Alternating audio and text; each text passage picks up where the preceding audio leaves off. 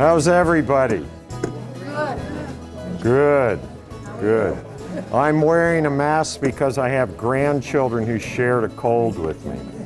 And I didn't want to share it with you. Aren't you thankful? Yeah. Okay. We are supposed to be talking about things that you can do to reduce pain, right, tonight? Yeah, and so we thought we'd cook something that would help you reduce pain. Now, there are other things we won't talk about, like there's some people that might, live near to you. You could reduce pain by, but we won't be talking about that. But this is a recipe that we came up just for tonight. And you might not like it, and if you don't, that would make me really happy because then I can take the rest of it home. But this is a cracker that we're going to make tonight, and you have the recipe in it, and I like this kind of recipe because you do this. You read it and you say, I'll take some hemp seeds. And hemp seeds, they taste pretty good. And we're supposed to dump in a half a cup of these. And my wife's looking for a cup measure, and fortunately she found one because if she didn't, I'd just dump some in, and it would be about a half a cup. But she likes to measure, and I brought this in a bag because I don't buy hemp very often, and I thought maybe you hadn't either. And the reason, it might be nice to see the package. The reason for hemp seeds is because they're very rich in omega-3 fatty acids. And I'll talk about why that's important. And so are flax. And there's some flax seeds. Put those in the water. Like that. Now, I wasn't supposed to do that, but it'll work anyway. The best thing when you're doing it at home, and I'll tell you why, is you take this and you dump it in the hot water. First. And the reason is flax is very interesting. Flax turns like an egg white if you heat it up. So we're going to put the flax and the hemp in here. Usually you just put the flax, but it'll work this way just fine. That's the half cup of water. And that's 1 cup of water. The 1 cup of water. And the half cup of flax. And we'll put that in there and heat it up, and my wife's going to stir it. And then we add the other ingredients, and then we add it all together. That was the oats. And here's the chia seed. Isn't this a fun recipe? Just like that. So nothing's ground then? No, nothing's ground. Only the walnuts. Except the walnuts, and they're coming. And the flaxseed? The flax seed's not ground. Oh. Wow. Here's the walnuts. Have you ever put walnuts through a food processor? If you do it long enough, it turns to walnut butter. And that works. And that's almost where this is. She stopped it just short of that, but there are no lumps in it. And so in it goes. And now she's mixed this in, and it turns kind of gluey. And that's exactly what you want, that eggy kind of consistency. Did you add any salt? And then we just add in a half teaspoon of salt. And then you just dump it all together. I'm a dumper. I like to dump things together. And then all you do is mix it up. Can you have an easier cracker recipe than that? I don't know of one. How about rolled oats? We rolled the oats and put them in. You didn't see. Yeah, I dumped the oats in, and then you just mix that up, and it forms kind of a paste. And once you get a paste out of it, you use a burger press. Now, is Tom here tonight? I don't see him. Tom gave me a burger press. When do you put the currants in? I just put them Oh, in. you did it. Yeah, I dumped it all in. This is a burger press. Does anybody recognize this? PVC pipe, right. And this one, if you look closely at it, this is a piece of nylon breadboard. And he turned it on the lathe. He's fancy. I made one too.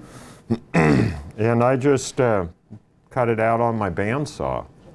And it makes a great burger press. I did go online just to see if something like this is available online, and they are. I typed in vegan burger press. Well, you don't have to have a vegan burger press. Some of the other ones look kind of like heavy metal deals.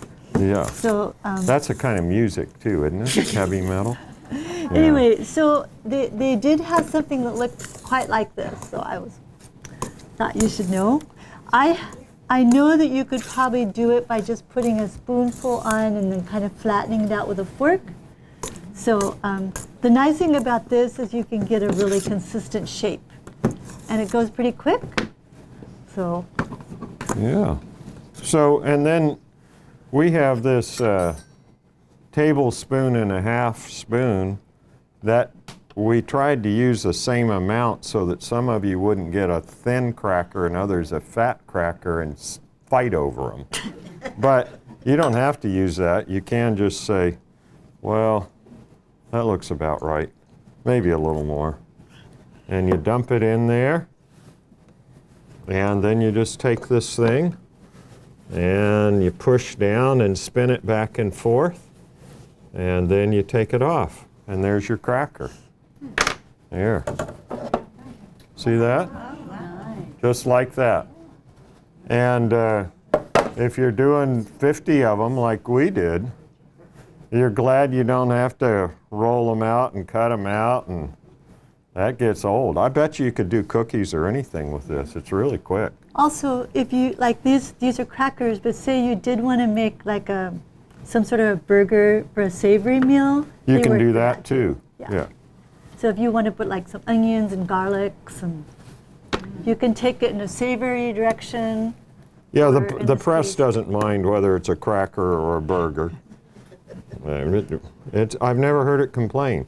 And you can make it thicker or you can make it thinner. We tried to make them a little thin because they go faster and they're kind of crunchy that way. That one's a little thicker. I put a little more in. But it's just that simple. It's not a precise science. Oh, yes, it is. There, see? Like that.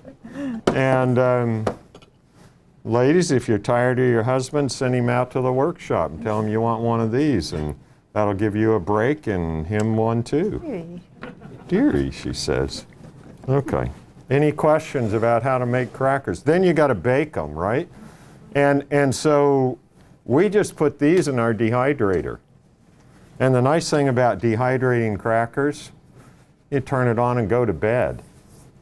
And the next morning they're just right.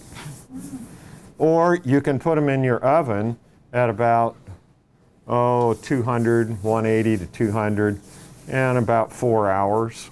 They're about right. Now you could do it higher, at a higher temperature. Why don't we? Well, it'll burn if you get high enough, but if you watch them, it won't burn. Well, you're going to keep the glycation down. Remember we talked about glycation? And the higher temperature you cook at, the more glycation. And as you'll find out tonight, glycation causes inflammation. So cooking at lower temperature, if you can get a good product, you can't always get a good product, and sometimes you do like things a little brown, but we'll let you see what you think tonight when you try them. And I'd do all of these for you because I was kind of having fun, but it's a little repetitive. And we'll go home and do them and put them in the dehydrator. And then if you come for breakfast, if you liked them tonight, you can have some in the morning. We'll be down for breakfast. You'll be down, okay. That's right. You're all welcome. We eat at 5 o'clock. What we having, the crackers we're having tonight, did you do them in your dehydrator? We did them in our dehydrator, right. Yeah, and you can see how you like them. So what we did with the jam that we'll put on top of the crackers tonight is we decided to try making them with cherries, because Tim has worked a lot with patients with cherries, And I'm sure he'll talk to you about that. So we thought, well, you know, if we want this jam to even be better, we'll reduce the proportion of pineapple and we will put in the cherries. And so this was a new thing for us. So I just wanted to show you, I soaked these. If you cut up the pineapple in small pieces, like you use 3. This is dried pineapple. Right? This is low sweetened dried pineapple. So I just take 3 of them and cut them into small pieces. Then I put them in the bottom of my blender. Or you can just tear it, because it tears nicely. You know, you just tear it like that into little pieces. Yeah. Drop it in the blender. And then I put the frozen berries on top of it and let them thaw. Because as they thaw, it softens the pineapple. So when you want to blend it, it will blend nicely and turn into jam. And this works well when you're making jam. You can do it with any berries. We usually do it with raspberries, but we added the cherries to it because they have more antioxidants, slightly, more anthocyanins. And we thought, why not? And so we did it. Here, we can just take this off, right? Yeah. And so then, usually it's already in the blender, but tonight we'll add it. So I put these berries on top of the pineapple this morning. So they sat all day. So you can either have them sit all day or sit through the night. And I don't worry about putting them in the refrigerator. I just have them sitting there on my counter. And then you can blend it. So it works really good.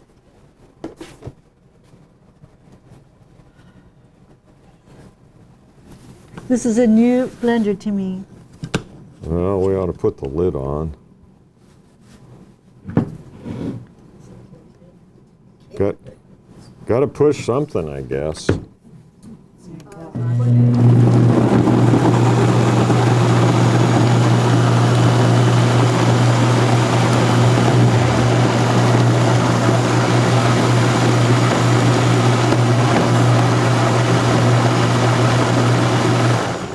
And you hope there isn't a cherry pit in the cherries, because that makes an awful noise. Doesn't taste great either. So that's the recipe for tonight. Could it be easier? This, and I really like it. Has anyone had this kind of jam before? Yeah, Jane has. Yeah. I'm gonna put cherries in it. Yeah, cherries are a little sweeter, so you need less pineapple, which is good. And you can use pineapple that has no sweet to it as well. That's even better. And with the cherries, you could probably use unsweetened pineapple. But this type of jam has much less sugar, way less sugar than straight jam does, or raspberry jam. That's loaded with it. How many of you made regular raspberry jam? It's like twice the amount of sugar as raspberries, where this has a lot less. Yeah. Yes? What kind of cherries are you using? Tart cherries or Bing You can cherries? use either kind, tart or Bing cherries. These are sweet or Bing cherries. And the reason for that is I wanted it sweet for you. Yeah, but as far as anthocyanins, that's the anti-inflammatory polyphenolic antioxidant, these are, either one are fine. Yeah. Are tart cherries higher? Depends on who you read, but they're both high. But Both very I high. really like them ones that you can get those mixed cherries. That's our favorite, is when they mix the cherries. They both Hannaford's and Morning Glory, each of them carry like a 3-pound bag. Of mixed cherries, mixed organic cherries, mixed organic. cherries. It's a good price. Yeah, Yeah. that's a good thing. All So right, should we go so ahead I and guess serve? you can try them. Would you like to try them? So Okay, try to get in a row some here so you don't fight, Why is it not all runny? because it thickens up with the pineapple. There you go. I put a little much on there. I hope you don't mind.